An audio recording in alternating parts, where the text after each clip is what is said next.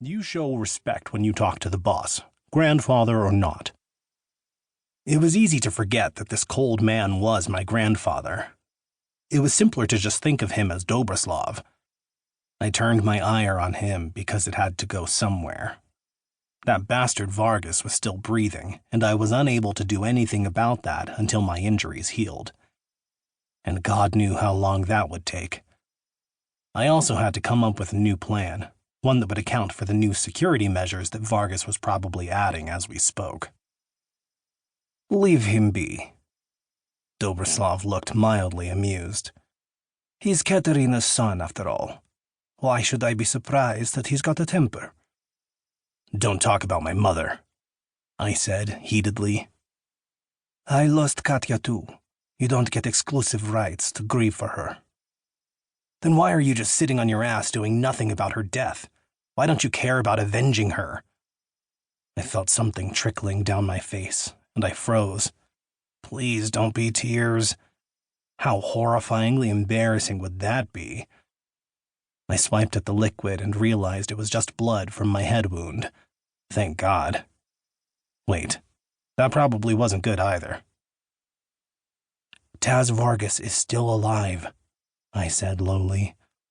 That bastard had my mother killed, and he's still out there living and breathing and enjoying his life. Katya knew the rules. She knew what would happen if she failed.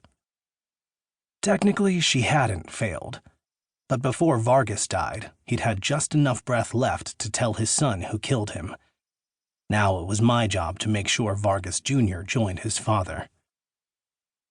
What about my family? My father? My sisters? I demanded. Did they know the fucking rules, too? This. He pointed at me with his cigar. This is why you fail. Because I give a good goddamn? Because you're ruled by emotion, Christian. Always have been. You're too much like your father and not enough like your mother.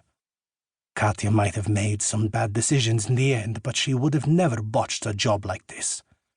He shook his head. That's why I turned you away in the first place. I knew you didn't have what it took. His words stung more than they should have. Why should I care what a man like Dobroslav thought about me? Maybe I was too emotional. I'd been driven by the thought of revenge since I'd found out that Taz Vargas called for a blackout of my entire family. When I should have been a kid doing kid things, I'd been driven by the blackest emotion possible. Revenge. And now that I'd taken my shot, I failed. So yeah, I was a little emotional about that shit.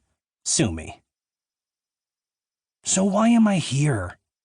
I suddenly felt extremely tired. Why did you assign Mr. Roboto here as my watchdog and invisible shadow? Chaos chuckled behind me, even as Dobroslav put his cigar in a crystal ashtray that probably cost more than my entire wardrobe. He folded his elegant hands. Because I made a promise when my Katya died that I would make sure you didn't go down our road. That you would be normal and do normal things. I did not want death and violence to be the force that drove your life. Yeah, well, that's not what I wanted. That's what Katya would have wanted. And now look at you. Angry, embittered. So injured you can barely stand on your own 2 feet.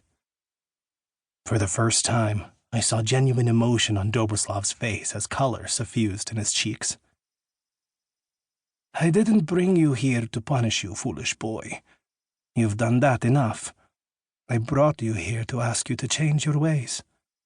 Let this go. I set my jaw. Not a chance in hell. He read my defiant answer on my face. You're going to get yourself killed. That's my decision, and it's my life. Or lack thereof. Planning to single-handedly take down an outfit like Vargas's didn't leave much time for a social life, and that was just the way I preferred it. I couldn't be effective if I was worried about who I would leave behind. No. This way, the only one who would care about my death was an estranged grandfather who saw me as a liability.